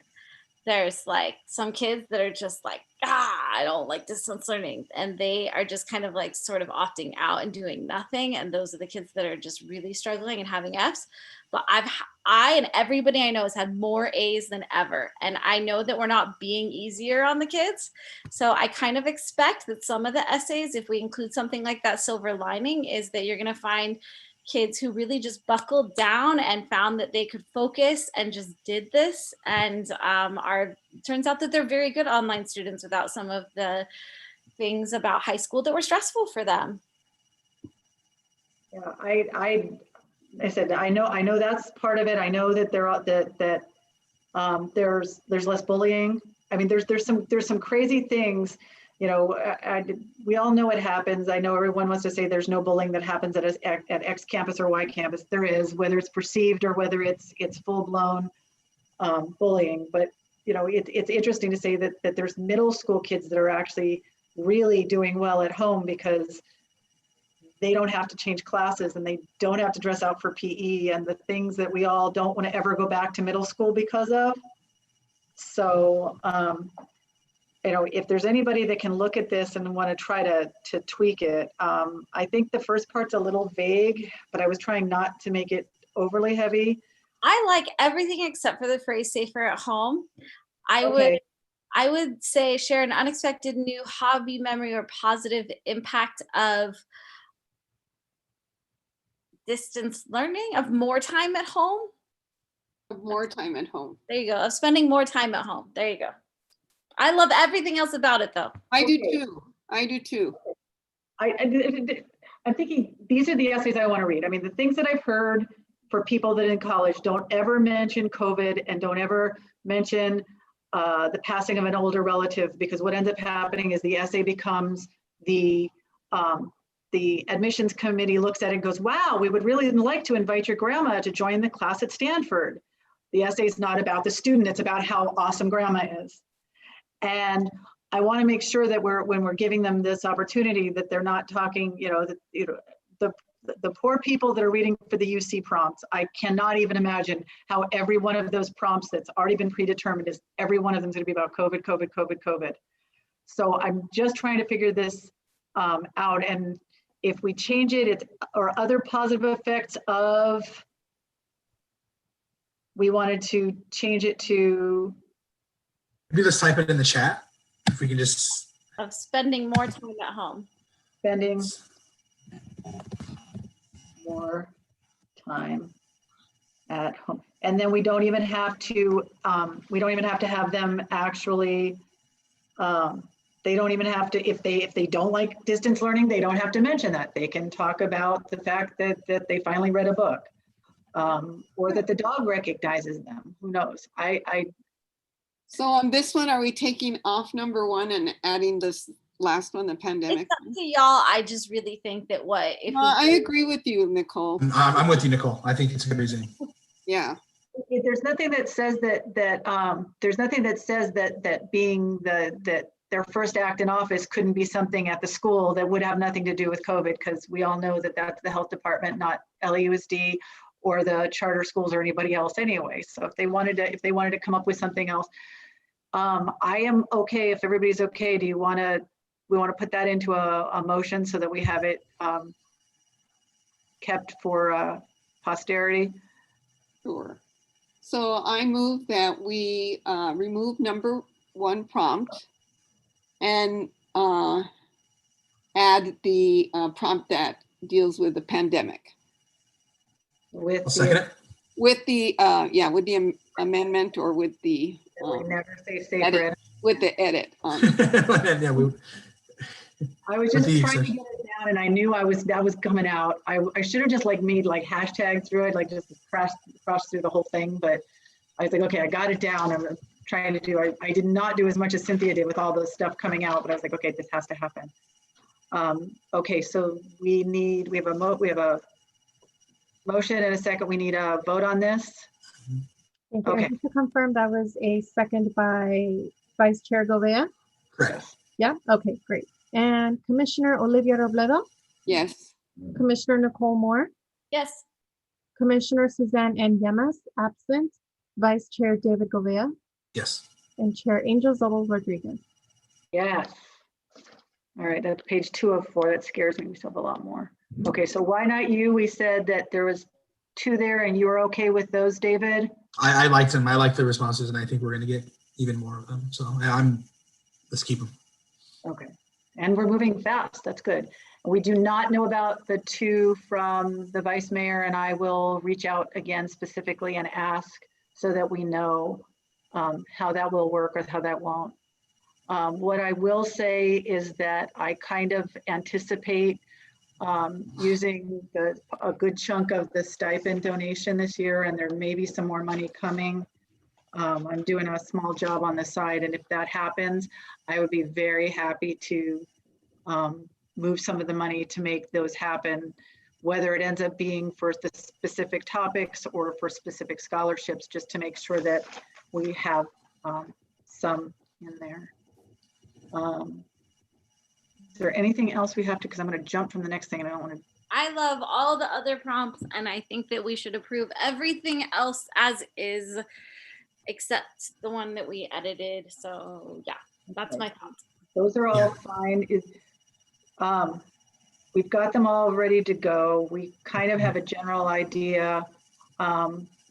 We can have the forms by next meeting and approve the form changes. Scholarship ad hoc, David, that's you and I. Yeah, I'll make the forms. I already have it on my to-do list, so we'll just copy and paste over and make the edits as. And if we can get to those for the next meeting, we could actually have them up on December 1st, which is very exciting. That's our vision. Is at that moment we'll approve them, make sure they're good. They're not allowed to think about this. I've already had several of the schools that reach out and ask because they wanted to work on them. I said, you guys should be working on Cal States and UCs. Do not work on this right now. Do not work on this. You'll have all of December. We won't need them till February. You'll have December, all of the break. You'll be fine. If we don't have anything else on the scholarship, I would, I'm trying to figure out how to ask this without it being awkward.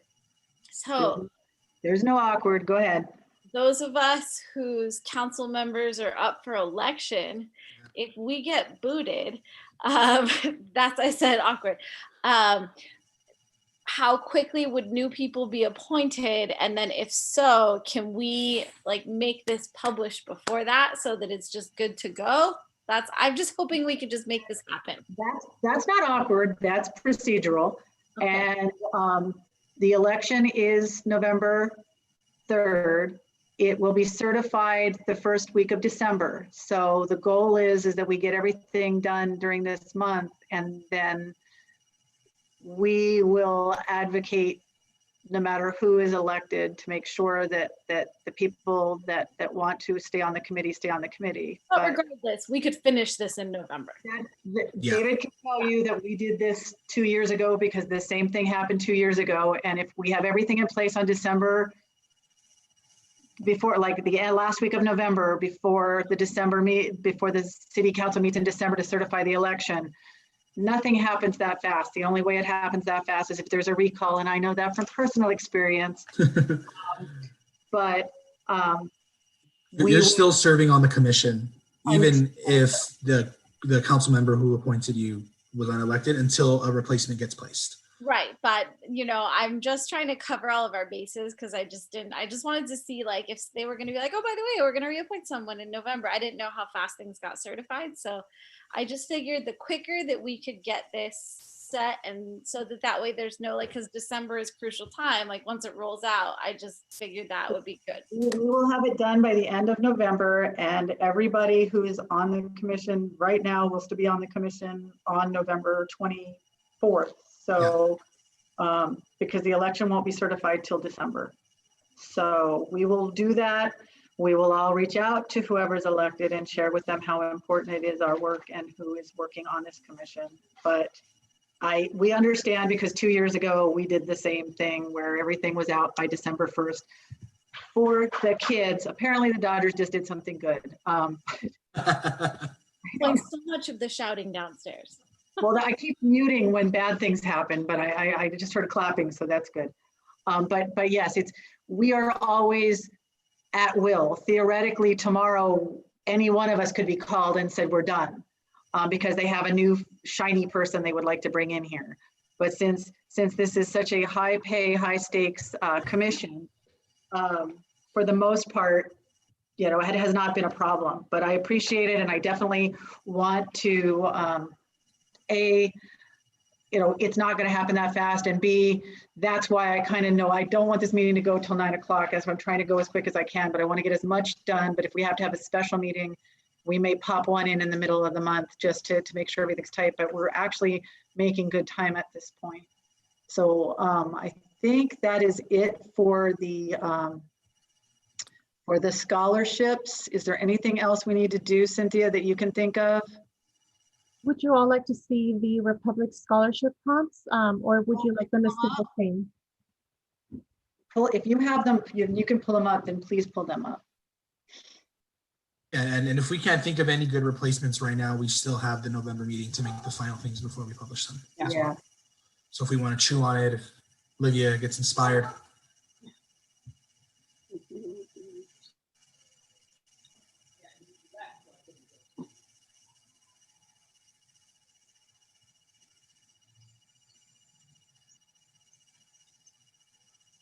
And it seems like these topics scare a lot of students away. I don't know if, you know, our return rate on these have been pretty low.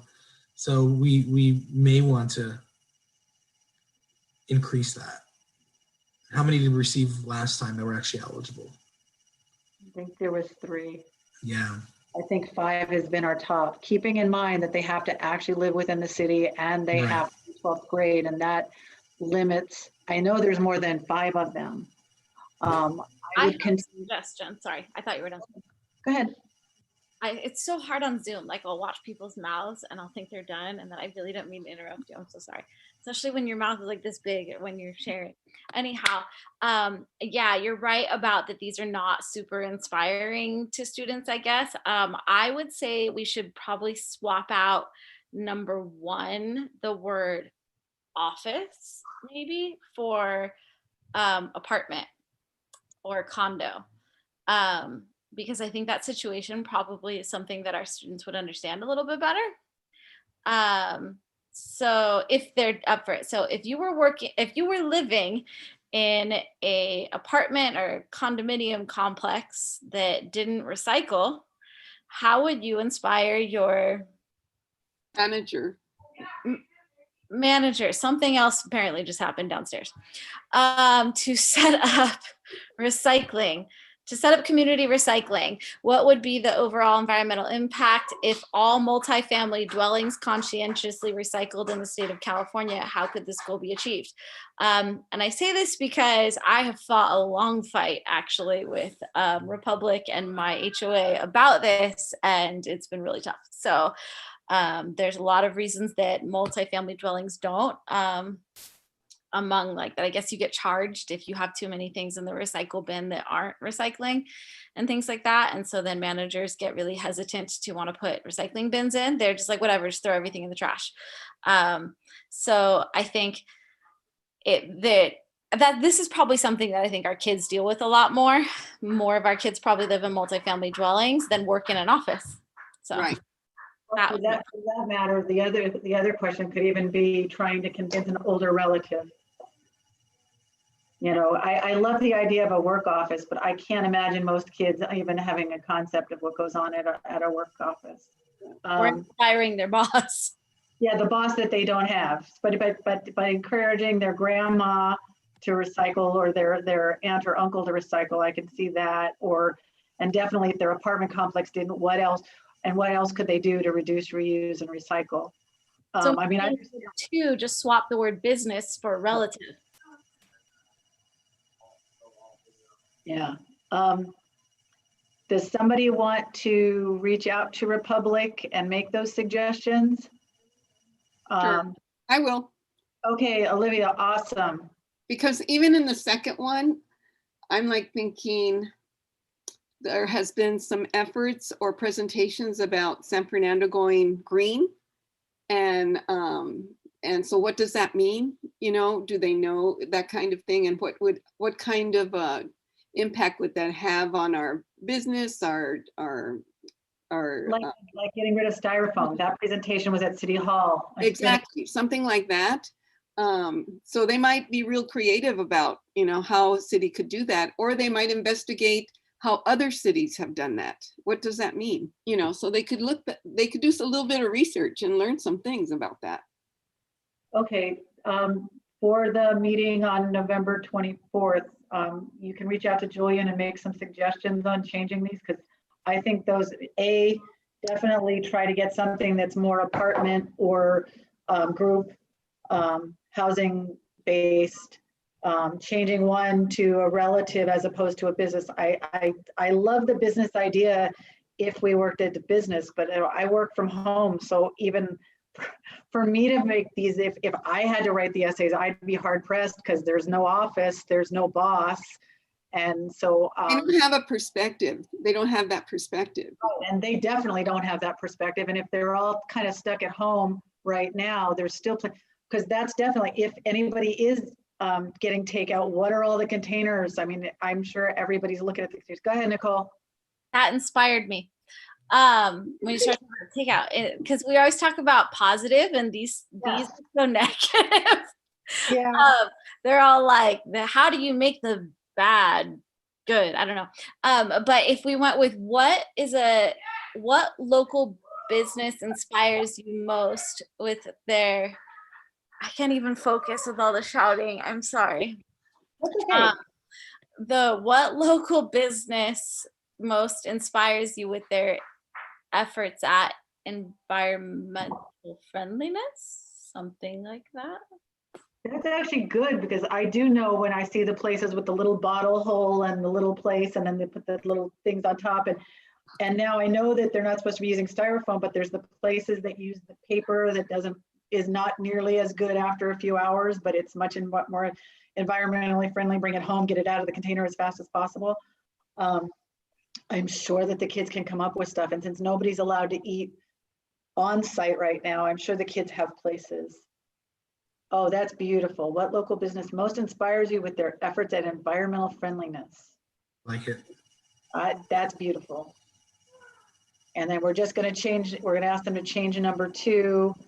Because actually number 1 and number 2 are very similar. Right.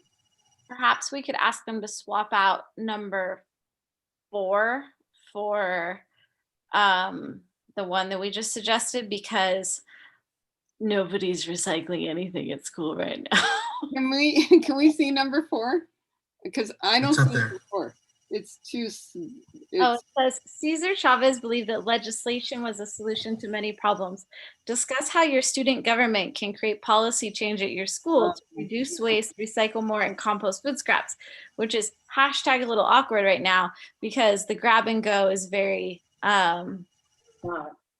it's very waste heavy, but there's nothing that can be done about it.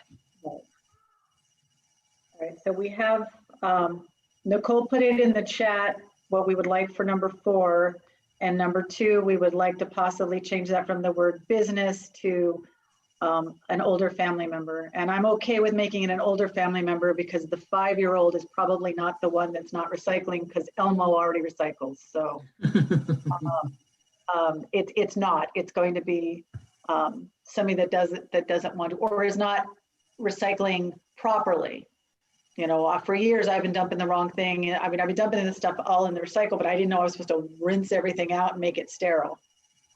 So now we're doing that, but we learn. But Olivia, you can reach out to Julian for this. Yes. What happened to the go green? A city that went green. What does that mean? Did we exclude that then? We're not doing that one? Because I think that 1 and 2 are very similar. Right. Yeah. So why would we keep both of them?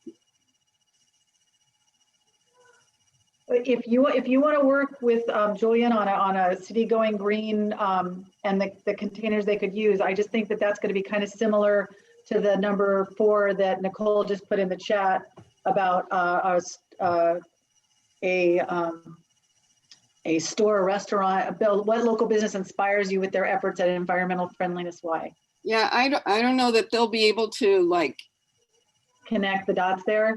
Yeah, because are they I mean, lots of people aren't even going out or taking out, or you know, and I'm not sure that, like you say, they'll connect the dots.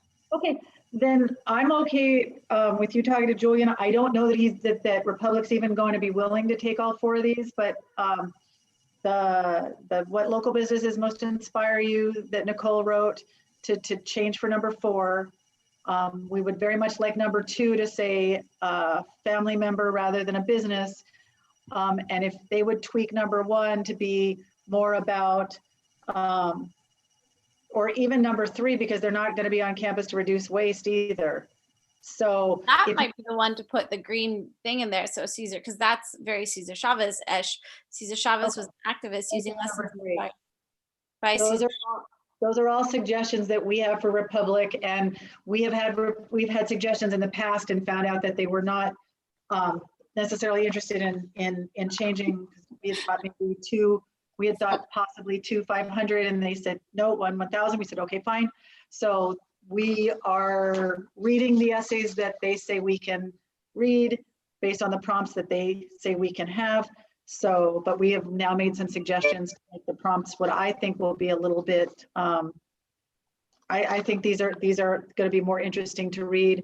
I will, when we get closer to the time, reach out to the schools and remind them that they need to really get kids to this. As much as we want them to apply to all the scholarships, this is the scholarship that if they have 12th graders who live within the city specifically, this is the one they should apply to. Right. Cynthia, have you been taking notes? I'm watching you. Okay, because I was in the discussion and not taking notes, and so I'll talk to you. Yeah, I'll be happy to work with you and Julian as well. Okay. All right. Perfect. All right, we are sailing along, and it seems like it's a commercial, so we'll probably get some more done before people start cheering or otherwise.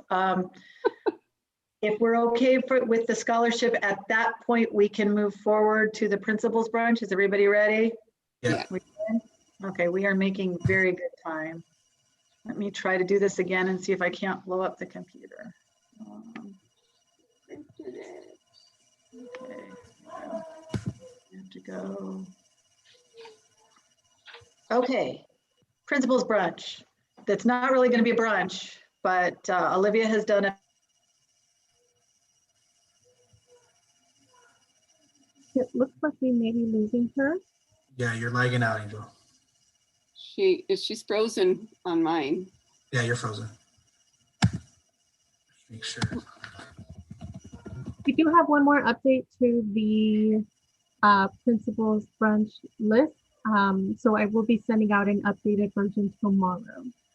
Okay, but there are still I think 2 schools I haven't heard from. Mm-hmm. Okay, so I'll if you can wait for those 2 schools, that would be great. But today we got Santa Rosa was the one that we got.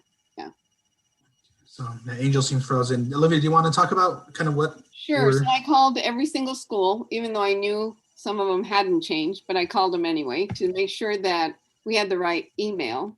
And so there were a couple of changes. Of course, the one at Cesar Chavez, the technology school of technology, is Freddie Ortiz is the new principal. So Liz Beltran left, and Santa Rosa has a new principal.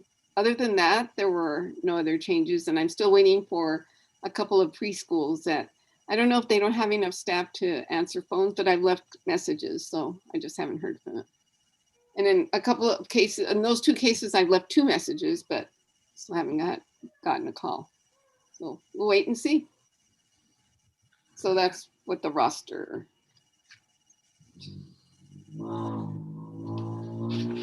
So since Angel's not here, is there anything else in relation to the letter? Was that we're planning to send it out, or?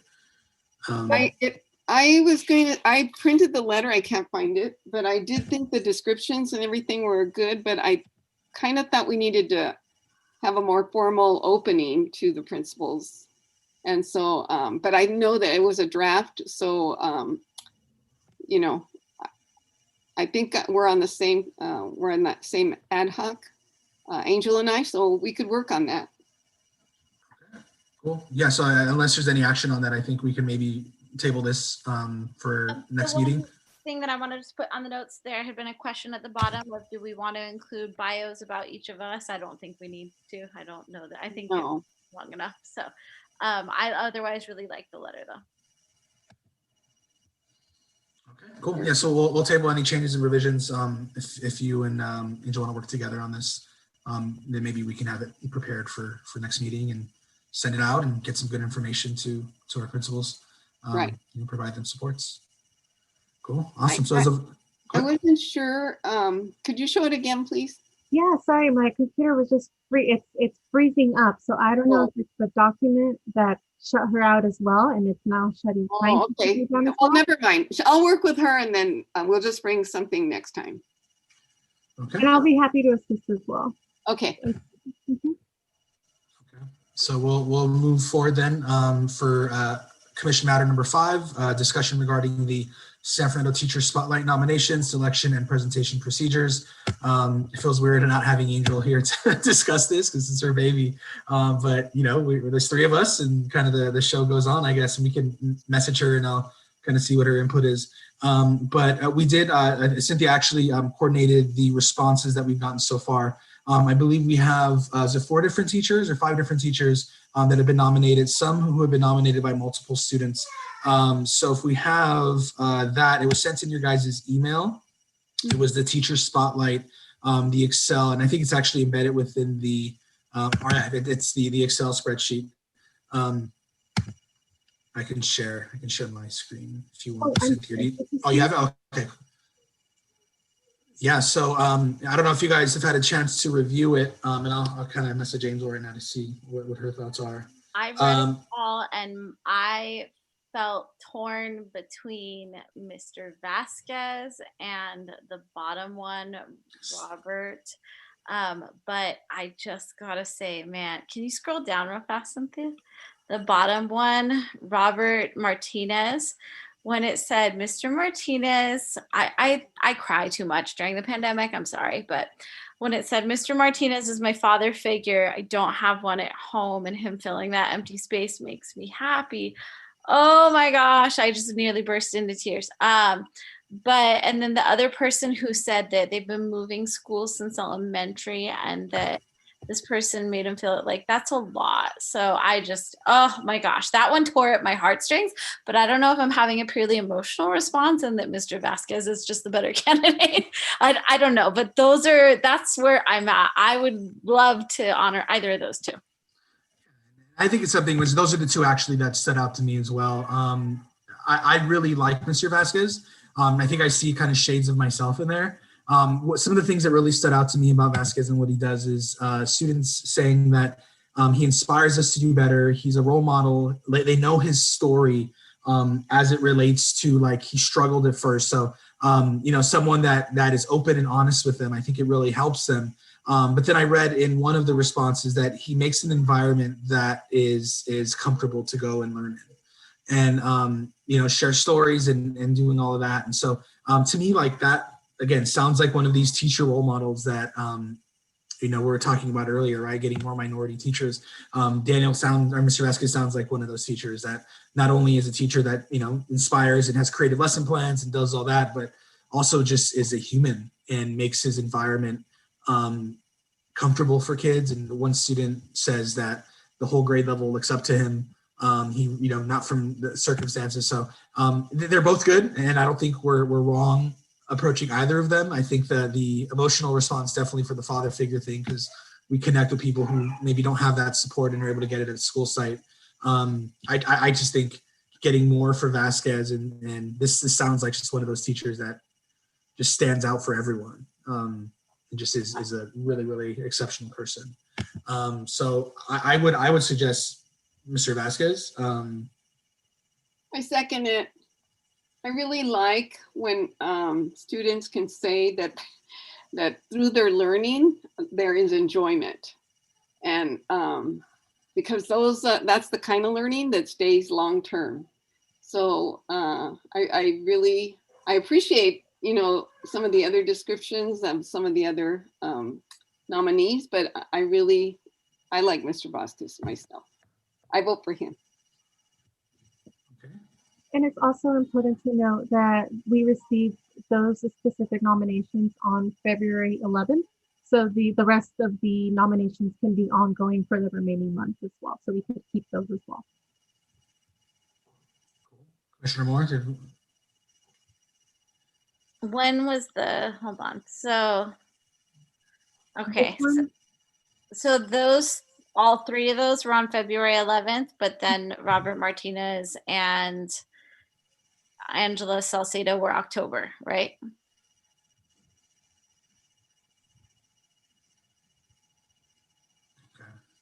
Okay. And I think Angel's almost back in as well, so maybe. But if we have a consensus, I think it stood out to you, stood out to Olivia, and stood out to me. We'll get Angel's thoughts. She said okay already. We're fine moving on it. But what's going through your mind right now, Commissioner Moore? Oh, I'm like I said, I'm cool with Vasquez or Martinez. Like, there's there's a lot of logic to Daniel Vasquez and the 3 nominations and lots of evidence. And I also just, if we don't honor Mr. Martinez this month, we can always come back to him later. So I think maybe as a policy, we should just kind of leave the spreadsheet open. So yeah, I agree. So cool. I'm going to put a motion forward then to nominate Mr. Daniel Vasquez as our next Teacher Spotlight Award recipient. I'll second it. All right, so we'll do vote. Alrighty, Commissioner Olivia Robledo, Yes. Commissioner Nicole Moore, Yes. Commissioner Suzanne N. Llamas is absent, Vice Chair David Gouveia, Yes. and Chair Angel Zobo Rodriguez is currently absent. Cool. She'll be back in, but sure she'll be pleased to know we got through that. All right, so congratulations, Mr. Vasquez. We'll make sure to go through all the processes, and Angel and I will work together on notifications and acknowledgement during the council meeting. Cool, awesome, guys. So we're actually on our last agenda item. Welcome back, Chair. That is so much fun when you get the blue screen and the little sad face, because like you have no idea how sad that just made me. well, nice to see you. Mr. Daniel Vasquez is our next spotlight winner, so we'll talk about how to approach that. You know, we can sit together on our awarding him. But did you have any other thoughts about the program before we move to talk about Student of the Month? We could talk about Student of the Month. We still wanted to touch base with the letter on the brunch, but we're in the happy awards thing, so let's keep going with the Student of the Month, and we can go back. Okay, so yeah, we discussed the letter. I think what was the steps with that. You and Olivia were going to work together if you want to do it in this meeting or if you want to do it in the ad hoc.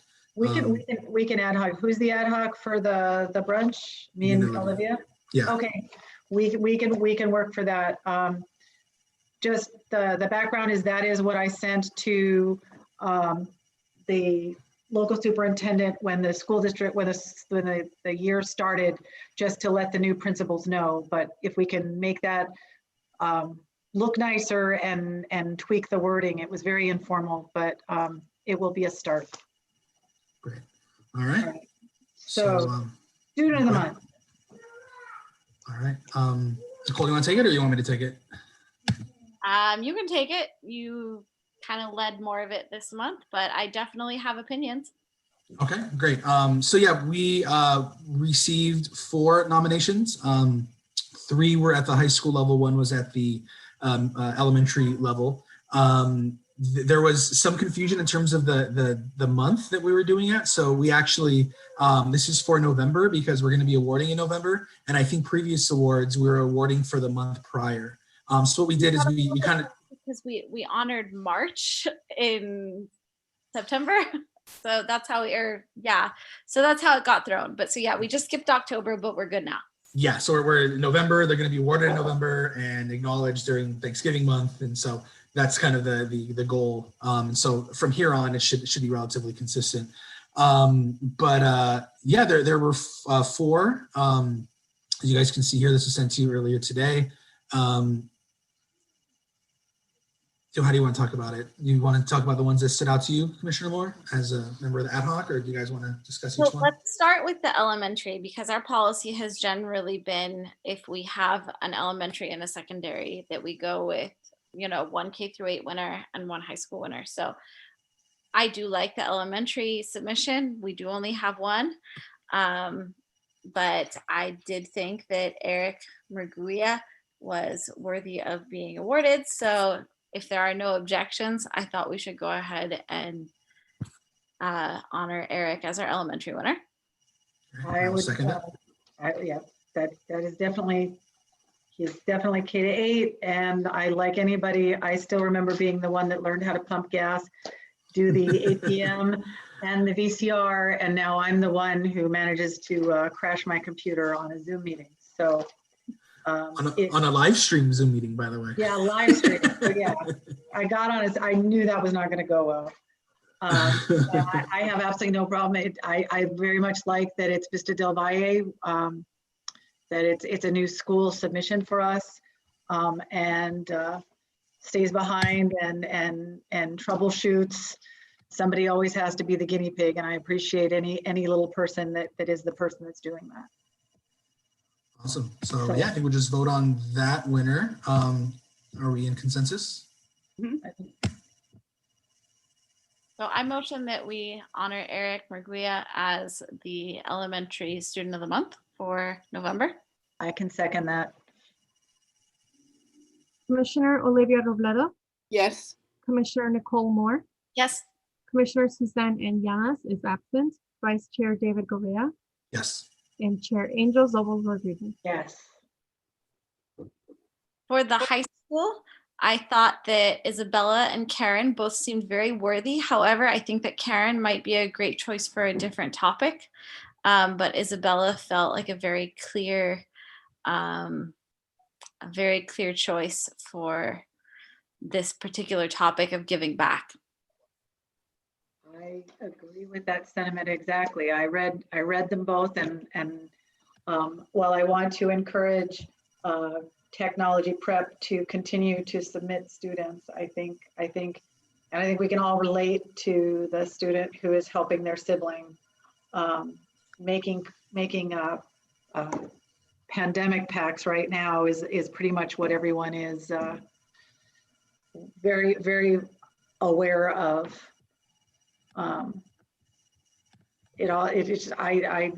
I don't have anything else. I think that Isabella would be a fantastic suggestion for giving back. I agree as well. I think she definitely stands out. Is deserving of the award. So any other discussion in regards to that? Otherwise, I will gladly put a motion. Or did you put the motion forward already? Go ahead, David. I will gladly put a motion forward to nominate or to accept Isabella Barrera as our high school level San Fernando Student of the Month winner. I can second that. Commissioner Olivia Robledo, Yes. Commissioner Nicole Moore, Yes. Commissioner Suzanne N. Llamas is absent, Vice Chair David Govea, Yes. and Chair Angel Zobel Rodriguez. Yeah. Okay. All right. So Cynthia, that would be for the second meeting in November, which would be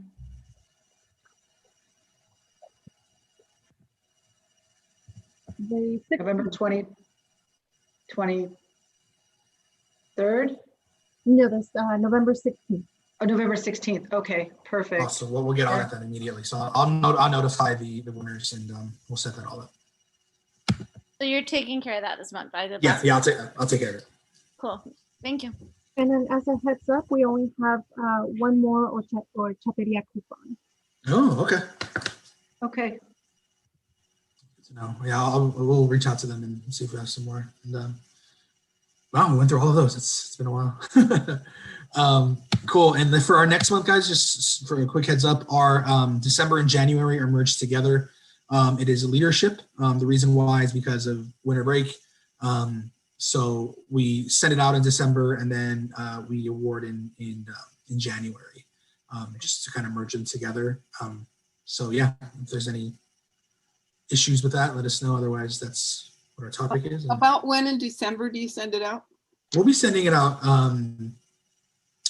First thing, actually, we sent it out, I think the second week of November, if I'm not mistaken, or third week of November. So they'll have it all of December and they'll have it in January. Or we'll I think, accept it in December for January presentation. So we'll make sure to send it out mid-February or mid-November.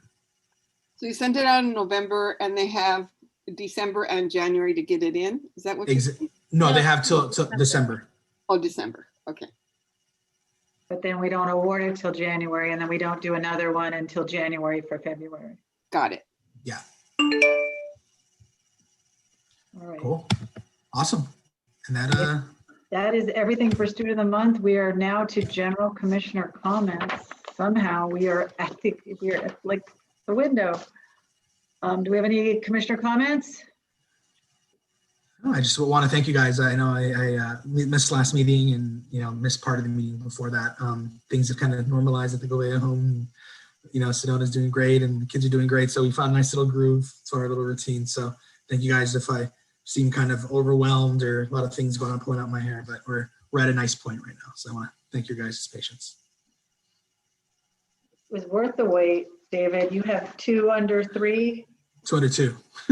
Oh my word. Oh my, okay. Yeah, no, you're a saint. You're a saint. Do not worry about it. We've got everything under control. Okay. Any other commissioner comments? Go ahead, Olivia. Yeah, I just want to say that I was very grateful for today's presentations, for our guests that came. I just learned so much and was inspired by both of them. And then when I hear that they can work together, I'm like, wow, we made that happen. So I'm very proud that we were able to have those presentations this evening. And the vice mayor's letter about Tesla and working with the community colleges, and the community college president was here. It couldn't be better than that. We have Tesla coming and we want to make sure that Tesla is working with our kids, and you have our kids. That's fantastic. Yeah. Agreed 100%. Making things happen. I wanted to just give a little bit of a report back from the city council meeting. I presented the student spotlight and I made a grand effort at keeping it super fast. I just want them to keep welcoming us regardless of how long it is on Zoom. So I had my stuff ready to go. I zoomed through it. Teachers were there. They were excited. The students were so sweet. And even on Zoom, it was really nice and special. The only thing that it'd be great if we could figure out how to take a great picture. I don't know. Great shot. F9. I'm all, can we take a group screenshot or everyone smile on the count of 3 or something? I know it's kind of cheesy, but if we could do something like that at the next city council meeting. But I'm just really glad that we're still doing them. And even those who weren't able to make it into the Zoom, who watched on YouTube afterwards, said how great it was. And then I think it's kind of nice that they get to share it on YouTube now. So it was nice.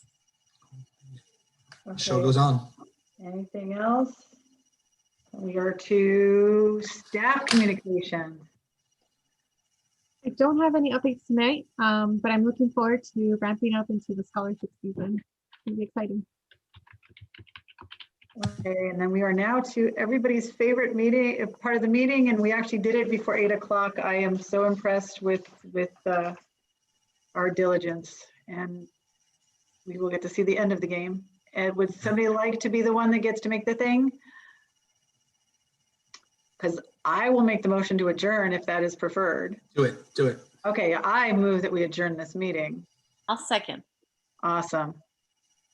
Commissioner Olivia Robledo, Yes. Commissioner Nicole Moore, Yes. Commissioner Suzanne N. Llamas is absent, Vice Chair David Gouveia, Yes, and go Dodgers. and Chair Angel Zobel Rodriguez.